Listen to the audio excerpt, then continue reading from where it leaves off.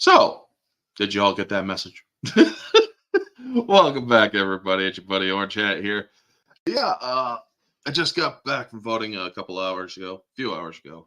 I went early in the morning to vote because, I live in a small town and, oh, yeah. So, yes, I got that on my little thingy. And this month is guilty pleasure months. Movies that mostly are not that good, but I enjoy them. And Avatar is one that I actually enjoy, you know, not that theatrical edition of it. No, the collector's special edition, the 3 hour version, like the second Avatar movie is 3 hours. This one is 3 hours, instead of that 2 hours, 40-minute drivel that has very little context and just doesn't make sense. Now, there are parts in the movie that are obviously cringe and whatnot, but I still enjoy the movie as a whole. So, before I get to the meat and potatoes, if you want to support my channel, I am currently on pace to make 1,600 by the end of the year, but I'm still trying to reach 2,000, goals. I have a giveaway that I will be doing, and you'll be getting these if or somebody will be getting one of these if I get to 2,000 before the end of the year. Those are actually pretty nice binoculars. I got an extra set, and well, yeah, figured I'd want to do something nice for the people, but only if I get to 2,000 subs before December or before January 1st of 2025. So if you all want to be in a running to win binoculars, you got to be subbed to my channel, and well, yeah, you also got to be you also got to share my stuff out. That's how you basically earn a spot on the giveaway. So if I get to 2,000 subs, you all have a chance of winning the binoculars. So they're 10 to 50 binoculars. They are good for, bird watching and other shit. Just don't be looking at people's or in people's windows with that shit. That's illegal. But anyway, say hello to the chat. Thank you to everybody who is showing up on YouTube and X. This will be coming up on X as well. So hello to Neozoic and Vanya. Good to see you. Thank you for tuning in. A lot of people are going to be out. I don't expect a lot of shit going on because, well, yeah, it's election day. People are going out to vote rather than paying attention to anything that is not political right now. They have their eyes glued to the news, seeing whether or not Trump or Harris is going to win. Don't ask me who I voted for. I mean, if you don't know who I voted for, I will just fuck with your head, So yeah. But anyway, moving it on to banners and shit. Guilty month. Avatar. So, yes, this movie, or a lot of people have actually made the comparisons that this movie is basically Dances with Wolves in space. Now, if you have the most basic plot, meaning military man goes native, fights against his former military loyalties. Sure. Okay. That's cool. You got it. If you actually look at the 4 hour movie of Dances with Wolves, the 4 hour version, and look at this 3 hour version, you will see some glaring differences. I mean, to give you an idea, Jake Sully, he was a former Marine who basically rejoined the military to help get rid of or to help a native population relocate. The Dances with Wolves, this dude basically felt like he was abandoned, went to make friends with the natives, not under orders, but because, well, he abandoned his post because, well, they abandoned him. So there are differences. Yes, he becomes a member of the native population, joins them in their fight against threat. But here's the thing that a lot of people forget about Dances with Wolves. Indians lost.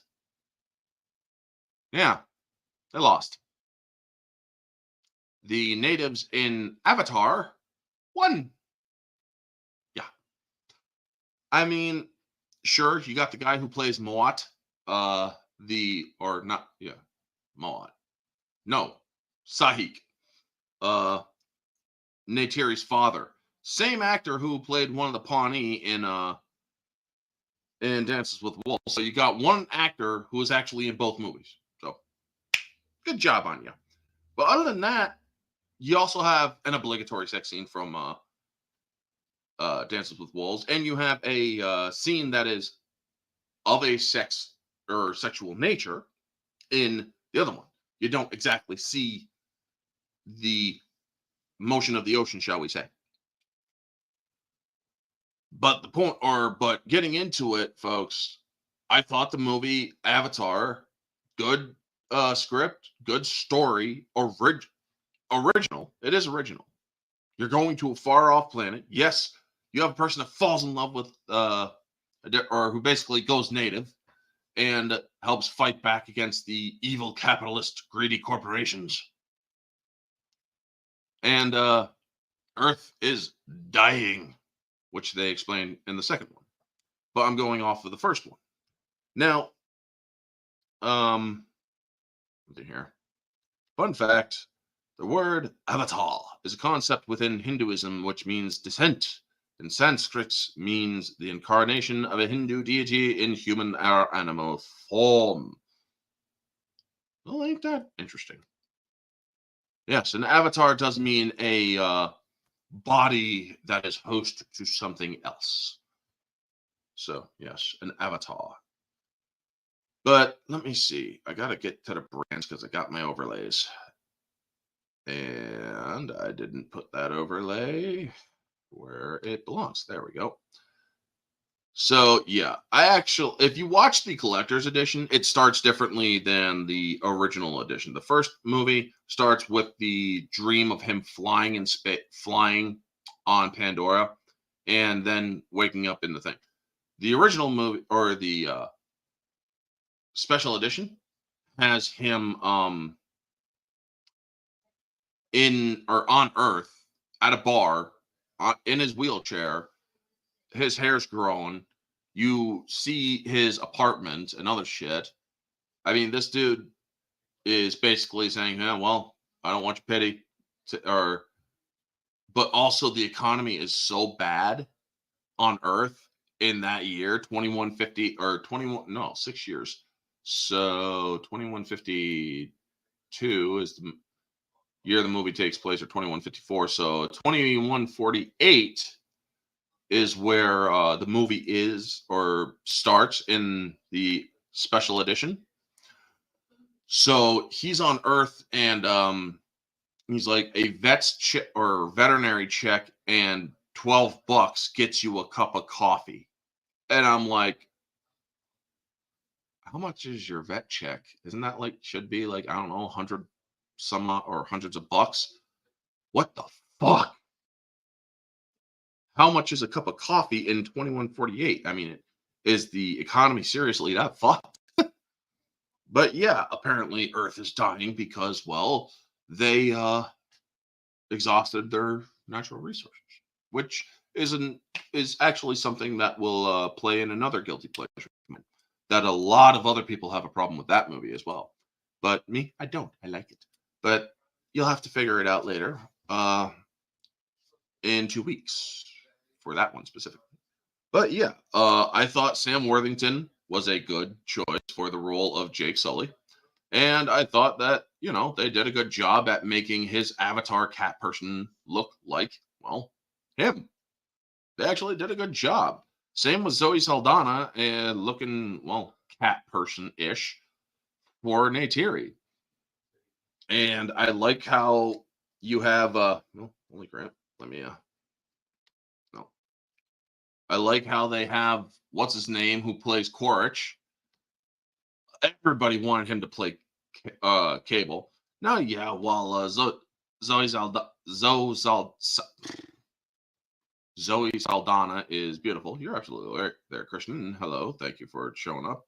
Worthington is worthy. Yeah, would have been an interesting thing. Yeah, Stephen Lang. Thank you so much. Um, he played Quaritch very well. I mean, that dude, he plays a role that is pure. I'm not, or I am not bullshitting. I don't deal with bullshit. So when the frickin' scientist chick, played by Sigourney Weaver, Grace Augustine, starts talking, trying to get what's his name to see reason, he's like, "Shut your pie hole." But I like how she punches right back. Or what, Ranger Rick? You gonna shoot me? I could do that. I mean, when you have a character that is a villainous character that is actually very good at being that villainous character, the character to him, he's not a villain. He believes in what he is doing for the betterment of humanity, so to speak. And so, yeah, he's following orders. He's a good Marine. He's not a villain in his eyes. The Na'vi are the villain. And well, we all know which sides are defined, but it also begs the question, which side are you on? Are you on the human expansion side, or are you on the side that literally got invaded? So yes, some people can draw those um, parallels to Dances with Wolves, but honestly, if you look at those two movies, they're very much different movies. Sure, you got a theme, a plot that, when brought down to brass text, is similar, but it's also radically different. Um, and believe me, I had to waste 4 hours of my day to make sure that I could say that with any sort of certainty. Did I prefer her as Tyrion or Gamora? Honestly, I think she is a good actor. I think she is nuts politically. Um, I think that she does a good job in her acting when she is directed properly for her character. I thought she did a good job as Gamora, and I think she does a good job as Neytiri. She jumped into the role doing her little hisses and other shit. Or that's the thing about the people in Avatar. The aliens are sentient, but also animalistic. They are also in touch, or that planet is literally a sentient planet, sort of like Zanama Sakat in Star Wars. The planet is alive. It's literally a living brain, which is displayed later on in the second movie, as well at near the end of the first movie, where their deity, Awa, decides to actually step up and be like, "This is an invasive force, and I will do my best to repel it." So yeah, I don't know if you have seen the compare question. Oh, how would I compare Avatar with other James Cameron? I don't know why those things show up so freaking late. I mean, it just hopped into the damn thing like a couple of seconds ago. I'm sorry about that, Neozoic. That's their fault. How would I compare other Terminator is and T2 Cameron high points. The Abyss also. Um, Cameron has he has a gift with his movies. His movies are very watchable. Now, some people don't always get what he's trying to do with some of his movies, but honestly, I think that he does a good job with his movies. Now, yes, he does speak of how his movies and behind the scenes. So technically, and fuck all, I am going to say it. Technically, Avatar and Avatar 2 are woke because they do have an underlying narrative that corporate greed is evil and that you should be more in touch with nature. So yes, there is the underlying narratives, but the thing is, he does it in a way that is actually it's simply environmentally conscious, you know? It's simply environmentally conscious. Now the second movie is more heavy-handed, where where you have characters basically saying, look, we are or this and this and this, and we don't give a fuck about the nature. We just care about profits and shit. It is a little bit more heavy-handed in the second one. I am not going to dispute that. The second one is by far lesser quality than the first.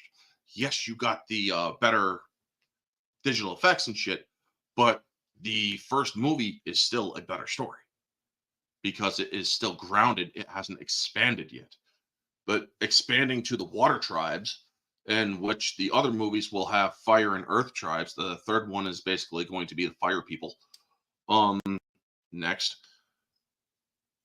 By the way, what is your thoughts on Avatar 3 title Fire and Ash? I can't wait to see it. I'm hoping this, or I can't remember what year it's coming out. I think it's coming out next year.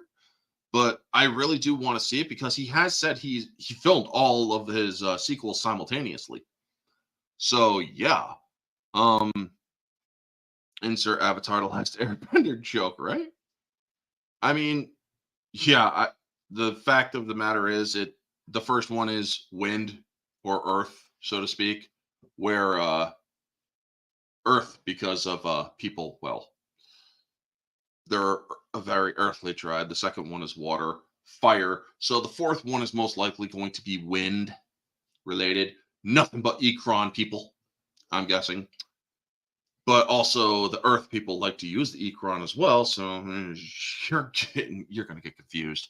I mean, this movie shows that breeding or that genetics doesn't work or works differently, or the second movie shows that genetics works differently when it comes to the Avatar or an Avatar person and the Na'vi, because one of Jake's kids only has 4 fingers. Hey, Nerd with a Scar, good to see you. Always a pleasure, Kate. But yeah, one of them only has the 4 fingers, where the other one has 5 fingers, and another one, I believe, also has 4 fingers. So genetic evolutionary trait is not always present in next generation offspring. You know, that is something that is also interesting in the world of the Avatar movies.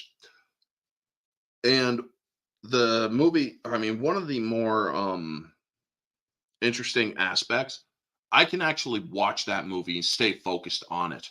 My mom noticed that when I was watching the movie, she's like, "How are you still awake?" Because most of the time, if I'm watching a movie, I will start to doze if the movie gets or goes into a lull. Through Avatar, the 3-hour version, I was fully awake because I find that movie interesting. It's a very visually stimulating movie. Yes, you have the human aspects that is very sterile, clean, and mechanical. You also have a movie that is very vibrant with its color, and that is something that James Cameron, in all honesty, is actually a genius when it comes to it. I needed a palate cleanser from politics. This helps. Thank you so much. Thank you so much. Make sure to smash the like button, folks, if you are on YouTube. It helps get the stream channel and otherwise or everything else noticed.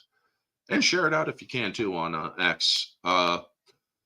But yeah, the movie is very striking. It has colors that just pop,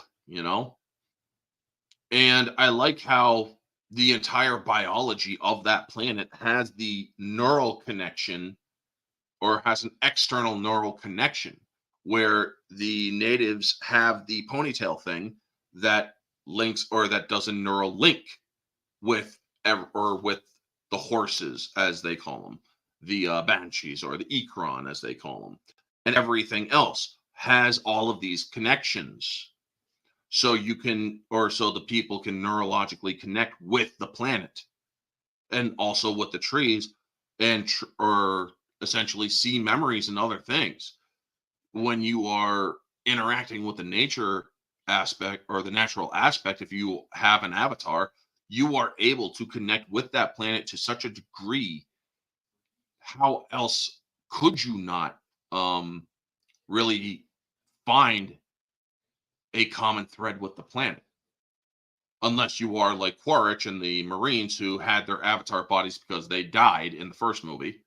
They had avatar bodies grown and memories downloaded and mine's downloaded. I mean, it's like, okay, you kind of go on a stretch there, but hey, it works, whatever. Um, they actually do explain how it works. But the thing is, having that ability to connect on such a neurological level where you're literally uploading, downloading information directly from a source is an interesting concept, which makes the tree dying that much more emotional. Yes, that bigger tree, home tree, where they all lived, and also one of the sacred sites of a tree, or the tree of or the living trees. Yes, that it does make it more emotional. It does hurt because these people now, Odin likes to joke about this. When Neytiri and Jake finally mate for life or do their whole mating ritual, they allow their neural link to each other, and basically Odin likes to say that's them having sex. And it's like, no, that's them connecting on a neurological level to understand, or where they can no longer hide anything from each other. Now, how she does not know anything about what Jake is truly there for, and the human side, that's a plot hole. I can acknowledge that. But she does understand that this man does love her. However, shit happens later on. It does create a problem. I can acknowledge that. But they actually do the bump and grind in the movie a little bit, get it started, and then fade off into another scene. How would I compare Avatar's score with other James Horner score? James Horner's dead, son of a bitch. Such as Titanic, Braveheart, Willow, Field of Dreams, Star Trek 2, Land Before Time, An American Tale, Apollo 13. The Avatar themes really do, or James Horner has a good job at doing what other people do as well. Hans Zimmer, John Williams, uh, James Horner, Patrick Doyle, Danny Elfman. They have a really good job when it comes to um, instrumental music. They really do give you a sense of powerful emotion. So with James Horner in Titanic, yes, you feel a lot of emotion. Braveheart, it's hard not to cry when you listen to James Horner's music. Field of Dreams, same thing. Star Trek 2, yeah, I would actually have to rewatch it again, which I could. Land Before Time, never a dry eye watching that movie. American Tail, I haven't seen it. Apollo 13 and whatnot. But yeah, when it comes to John Williams will always be my top composer. Hans Zimmer is a good second. That dude is masterclass when it comes to music. However, when it comes to me needing to wind down and whatnot, Patrick Doyle's Thor 1 soundtrack, Earth to Asgard, it just has a way of putting you at ease, but also giving you a more positive, puts more positive vibes in your head when you're listening to, especially the crescendo of From Earth to Asgard.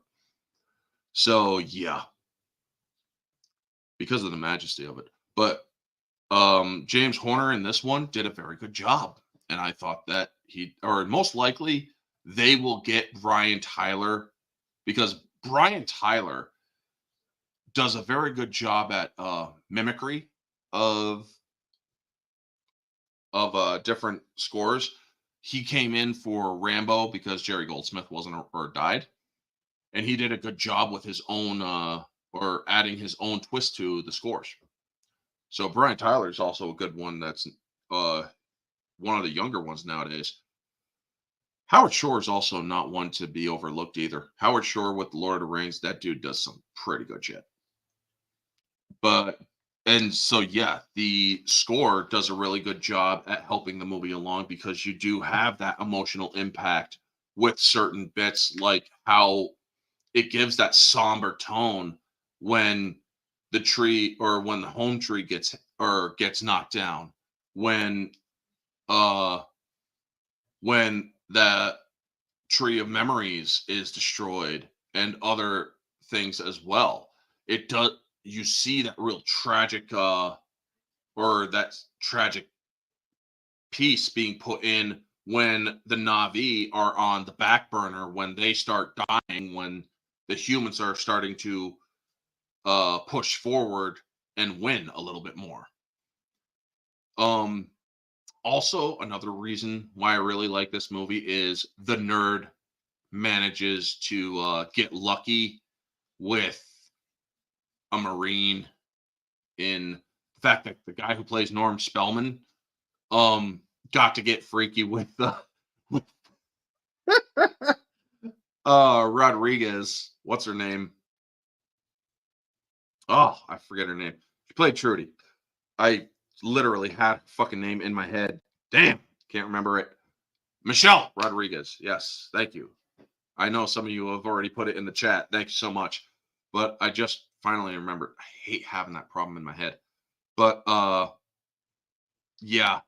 Or there's a deleted scene that doesn't even make it into the extended edition, where Jake is or turning a corner into the area in the mountains, and he hears the noises, and he's like, and then he sees those two looking at him, and he just keeps going. They just start laughing. So it's like, oh shit. Norm Spellman got to sleep with Trudy, man. All right. Fun fact, the guy who plays Norm Spellman was also in the show Bones at the same time. That show was promoting Avatar, which he's also in, but also works in that show Bones.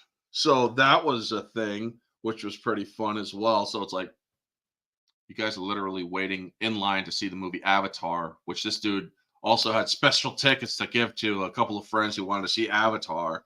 And he's also in Avatar. So it's kind of fucking weird. I mean, they have like 15 minutes of extra deleted scenes where Trudy's giving the or letting people know how to hit the aircraft or that she flies, the best way to take him down and whatnot.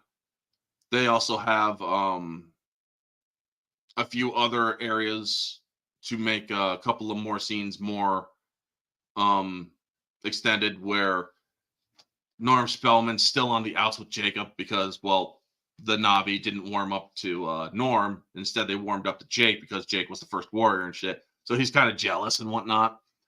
But so when they say they're going up to the Hallelujah Mountains, he does a little dance and shit. And I'm like, I'm so glad they kept that even out of the extended edition. But the movie does a wonderful job at actually keeping certain scenes well done. You also have scenes that were not finished, but upon special re-release, they actually did finish the special effects on those scenes. Adding that extra 30 odd minutes from the theatrical, because the theatrical is light, or is basically almost an extra half an hour or of stuff taken out of the theatrical, where the collector special edition is the full context that they could put in. The school, Grace Augustine's school, was also a scene that was taken out, as well as shit that was related to it dialogue wise, where Neytiri actually had a sister, Sewellen, and her sister died because, well, her sister and others went and attacked a bit or some of the machinery that the humans came along with, and they thought that they would be safe at Grace's school, but Marines came in shooting the place up, killing the kids. Then that made a problem, or that created a problem. And so they never trusted Grace again. Grace had built all that trust. And so Jake, as a gesture of trust, he asked them, it's like, could you please give her another shot? She did not or she was not a part of that. And they actually allowed Grace to come back and whatnot. Good morning. Hey, Price is Right. Good to see you. It's been a minute. I hope you're doing well. Yeah, I am. I'm doing good. Did my patriotic duty for today. But yeah, they do or I also do like the dynamic between Grace, Sigourney Weaver's character, and Jake, because at first she absolutely fucking hates him. He's a gyroid Marine, man. Freaking Meals on Wheels. Hates the fact that he is there and his twin brother, Tommy, is not. He was killed on Earth and he was the scientist. So it's like, well, fuck, I can't use him. Or I can't use this guy. He's just a fucking Marine. Who gives a fuck? I needed the scientist. Well, it just turns out that genetically identical, you know? Yes, it is, but I'm not really focusing on that. I'm trying to give people something else to focus on, you know? Palate cleansing, so to speak. But yeah. And so when he actually gets there, she's like, do you know anything scientific? I dissected a frog once. Please tell me you're joking. Well, so I like how they have that getting off on the wrong side, but they end up starting to trust each other. He starts listening to her. He starts paying attention to what he is learning out in the field. And he picks up on some of the stuff slowly, but he also picks up on other stuff more natural, which is more natural to him, like the fighting aspect, the use of a bow and arrow. I also like that when he wakes up in his avatar body the first time, the one thing he is most focused on is the bit that was taken away from him human wise, his legs. They also do a very good job at showing his legs atrophied very much. And I absolutely love that. And he was actually promised by Quaritch, it's like, you help here, I'll make sure you get your legs back, your real legs. And Quaritch tells him, he's like, dude, yeah, once you ship out, they will help, or they'll get or do the surgery on your back to help you walk again. I don't know if you have seen the two questions, one about the Pandora animals and the other about Stephen Lang. I don't know why, all right, I see the one, Stephen Lang. I have not seen him in, wait, he was in Tombstone? I have seen that. I haven't seen Gettysburg, Gods and Generals, Public Enemies, Don't Breathe. I've heard about Don't Breathe. I haven't seen much of him in those other movies, except for Tombstone. I may have seen him in Tombstone. But I do think he is a great actor. That dude really believes in what he's doing in this role as Quaritch. He is an absolute zealot. As for how would I could, well, I saw Avatar. Let's see here. James Horner passed away in 2015. Favorite Pandora animal. Okay, so the favorite Pandora animal, Toruk, the big bird, essentially big bird, where the bird that he or that they call Taruk, Last Shadow. I like how he comes in because that is seriously an emotional scene. Also, if you look at it from a psychological aspect, these people just lost a lot. They honestly don't know if they will survive longer. Having this guy come in such a monumental way, a person that they had all written off, yet he was able to tame a legendary creature in their eyes. Imagine their shock, you know? And it's like, this man survived a fucking massive tree falling on his ass. And yet, he has risen. And if you look at this movie from all the different aspects, psychological, physical, mental, emotional, you get a great movie. I mean, it just really works with what they are doing with it. And when Grace needs to travel from one body to the Avatar to be permanently in her Avatar body so that she could live, it's such a great setup for the second movie in which her Avatar's body, still trying to figure out who knocked that body up, Norman. Still maintaining it. I'm still maintaining it's Norman's body. But then again, he was with Trudy. So, trying to wonder who the fuck knocked up Grace's Avatar because she was pregnant, or her Avatar's body was pregnant. And so they managed to keep it alive so that the baby could be born. And the baby has it, or that kid has an extremely powerful link to Awa. So yeah, can't go wrong with a good film like Avatar. For me, it felt like and one in a grand alien scale version of their stories. I covered this before you came in, Mid. If you break it down to very, very, very minuscule brass plot synopsis, sure, they're comparable. Otherwise, they aren't really that comparable. But yes, I still do like the Avatar film. I like the Avatar films. I honestly can't wait for the third one. And, if people want to frickin' tease me and shit, oh, you like the Avatar films? Well, okay, maybe I just see them on a different scale or on a different wavelength than you do, I guess. I don't know. But the point is, these movies are very enjoyable to watch if you can truly immerse yourself into these movies. Me, I am a movie-oriented individual. I am, well, I guess they would call me a cinephile, so to speak, where I watch a movie. I don't just watch a movie. I am fucking dug into that movie. I am freaking feeling what the damn characters are feeling. I'm feeling the sadness, the joy, the anger, the rage. I can feel that shit if I can really get into that movie. But if people around me like fucking talking shit and freaking are bothering me to a point where I can't really, or that will actually yank me out of the immersive bit because of my ADHD.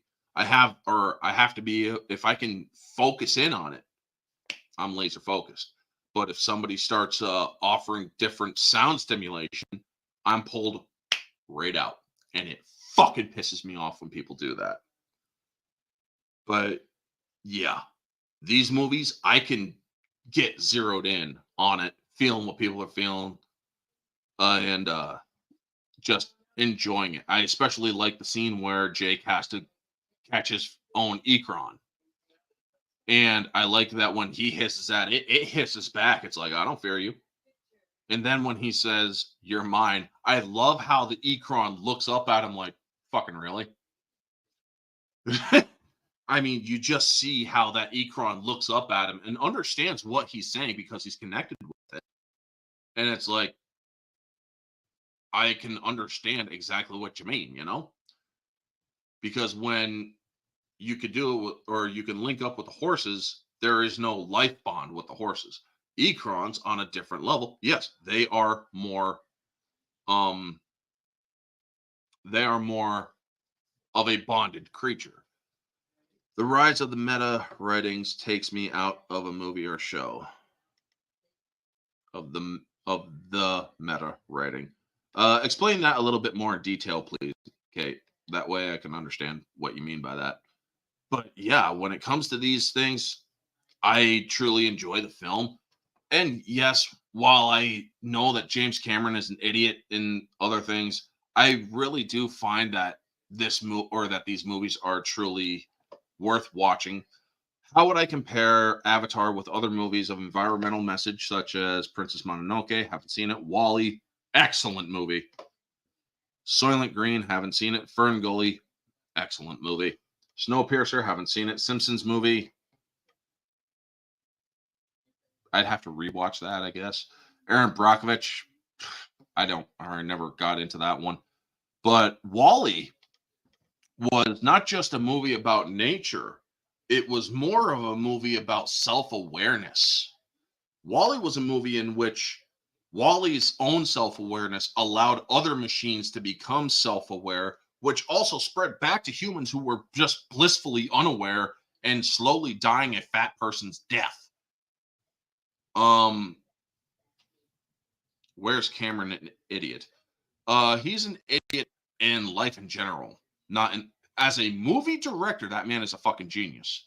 In uh identity politics and whatnot, he's a fucking idiot. Because I am going to take a little bit of a segue here, folks, to explain this.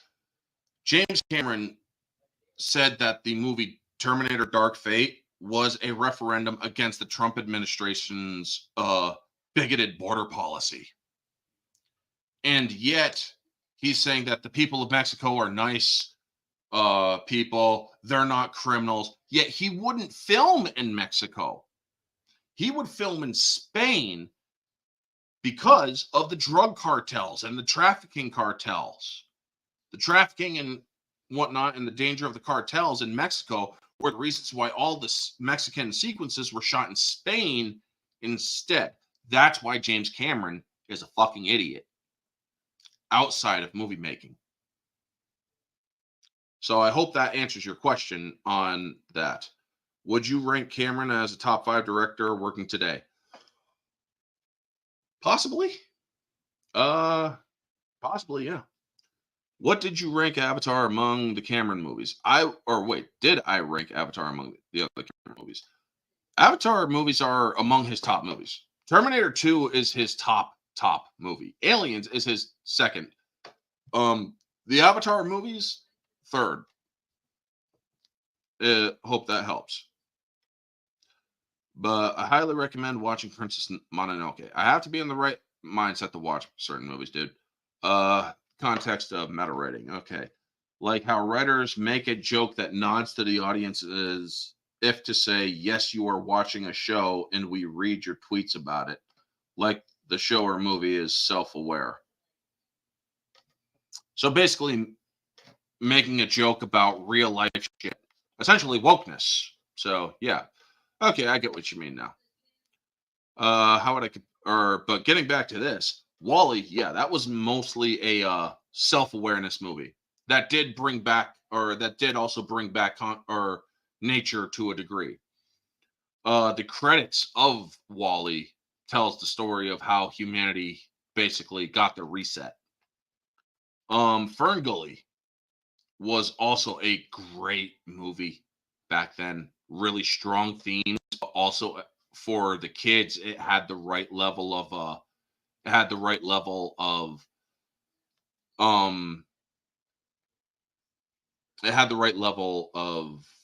comedy and childlike animation for it. But that movie is very much adult too. Ferngully, also, a lot of people don't realize this takes place in Australia. It doesn't take place in South America. So yeah, that's something that's also not really paid much attention to. Avatar is at the bottom of the Cameron movies for me, but still great though. Okay, that's fine. Cool. Agree to disagree. But yeah, I really do enjoy the movie or these movies. While I do see that there are some flaws, there are some problems with the mechanics of the biology and whatnot. Because as I said, when Neytiri and Jake do their neural link with each other from their tail or head tails, they should have understood, or she should have gotten essentially a peek into all of his thoughts and memories. He would have known, or she would have immediately picked up. It's like, oh fuck, traitor, Except, so yeah, there are problems there. Titanic, only the second VHS. If you know, you know. Yeah. The first one is so fucking boring. The second one is where the nitty gritty happens. Yeah. Totally get you, or totally get what you mean there, Because it's like the second half of that movie is where it all fucking goes downhill. I mean, people don't realize the Titanic movie is a tragedy of what happened in real life. However, it was just embellished for the film.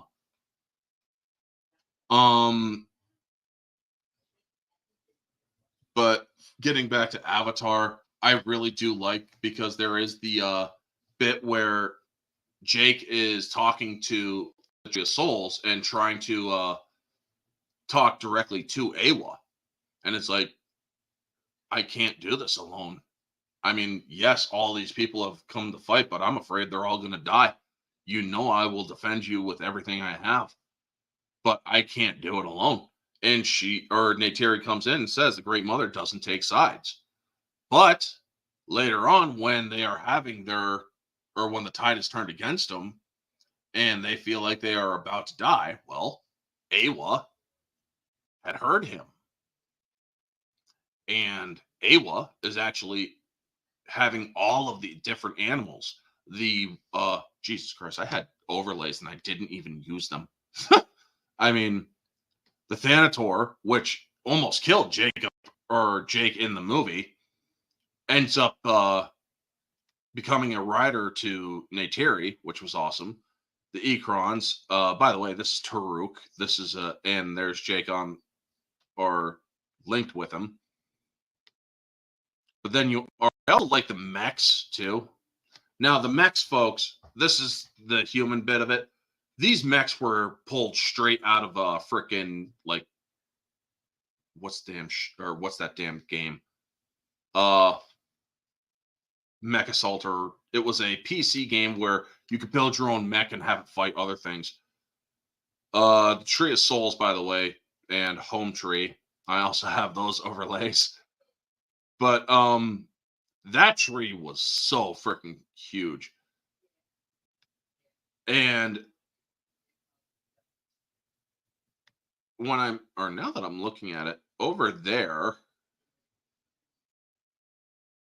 or over to the left of this overlay, you see a specific rock formation that actually surrounds the Tree of Soul, or that is actually above the Tree of Souls, which I am now noticing is like, well, hell, if they had just bulldozed the shit out of this one and dropped it with a military strike, how the hell I mean, that must be close, or a little closer too.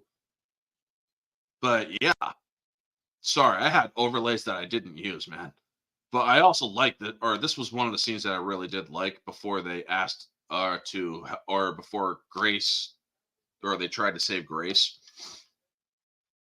Sigourney Weaver does a great job. She's getting up there in age, but she still has her looks for the most part. I mean, as much as I like Sigourney Weaver, I do also realize she is very anti-gun.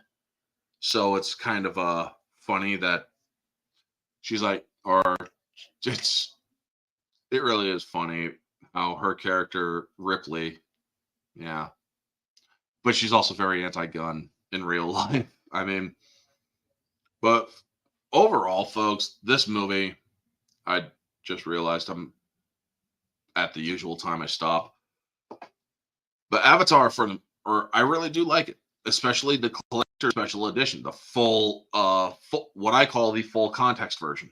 How would I compare Avatar with other 2009 films? Watchmen, Star Trek, Terminator, Salvation, Hangover.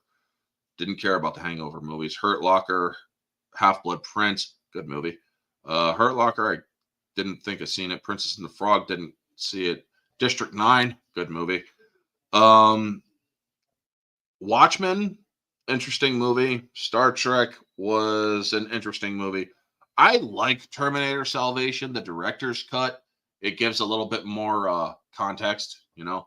Director's cuts really are better versions, with a few exceptions, like the Wolfman movie. Because you got to be careful on what deleted stuff you put in there. So this works for this because I'm actually talking about the special collector's edition. You have to be careful on what you put into your collector or your special editions or director's cuts, because when you have a final cut of a film that you put out theatrically, you then have the director's cut. You got to make sure that you watch your own director's cut so that you don't see any continuity errors that a deleted scene may have been taken out for. You got to make sure that you look at these scenes. And that is why when I see the extended edition to this movie, I believe that James Cameron actually does pay attention to what he shows in his director's cuts, and also still does have deleted scenes from the collector's special edition. Because if you, or as I said, Wolfman is a director's cut which has problems due to a conflict of continuity. The beginning of Wolfman, this isn't so much a sidetrack. This is actually relevant to the movie. The original opening to the Wolfman has his brother getting killed and whatnot, and plus seeing the monster up close before you see what the monster is later on, where you also have Emily Blunt's character visiting Benicio del Toro, begging him to come back to Blackmore and lay his brother to rest. Where in that same director's cut, he comes back, or which is also in the theatrical edition, he's talking to his father and saying that she sent me a letter asking me or letting me know what happened. And it's like, she went and visited you in the director's cut. There's a problem there. So yes, when you're doing director's cuts or special extended collector's editions and whatnot, you got to be more aware of your deleted scenes that you're putting in so that they don't harm the movie's continuity. Because unlike these idiots at Disney and other Hollywood movies, folks, continuity actually does matter. Continuity is what makes a franchise, what makes a movie cohesive and actually good with a story. Because if you have conflicting elements of continuity, you therefore, it's like, wait, that doesn't seem right. That will actually take you out of the movie because you will see it glaringly. And therefore, it makes the movie less enjoyable, you know? So yes, continuity is important. Other 2009 films have not been listed yet, such as Up, Sherlock Holmes. Sherlock Holmes is a good one. Transformers, Revenge of the Fallen. That's hit and miss with me. Inglourious Bastards, I will never watch. Paranormal Activity, I thought was very good. Zombieland, I haven't seen. 2012, didn't really see that one. But yeah, how would I compare Avatar with all of those movies? Avatar was top of the list. I mean, that movie basically made the most money until Avengers Endgame was given a re-release and allowed to make even more money than Avatar. But then Avatar got another re-release just before Way of the Water, and Avatar got back up in the first place with the box office. Zombieland, I haven't seen it. It's awesome. Hey, I'm pretty sure it is. It's got Woody Harrelson in it. But there are just some movies I will not watch, Inglourious Bastards being one of them. I do not think that there should be a movie in which Nazis and comedy mix. It just doesn't work. That's why I didn't really like Jojo Rabbit that much. But it's also more personal for me on a birth level, considering where I was born. So yeah. Anyway, folks, I am going to start wrapping it up here. I went a little longer. Thank you to everybody who's watched. I hope I can take your mind off of the politics for at least an hour, and I'm glad I did that for y'all. Avengers Endgame, number one highest box office. Avatar, not today. Take care. Orange. Yes, thank you to Vanya, Christian, Pierce. Wait, Pierce was here? Where's Pierce? I didn't see him. I am so sorry, Pierce. If I saw you or didn't see you, man. That is my mistake, man. Price is Right. And Kate, thank you all. Now, later this month, folks, we do have Thanksgiving, which conflicts with the schedule of singles. So that singles, which will be Final Fantasy Spirits Within, is going to be pushed to Friday, Black Friday, essentially. But Final Fantasy VII Advent Children will be the Thursday before Thanksgiving.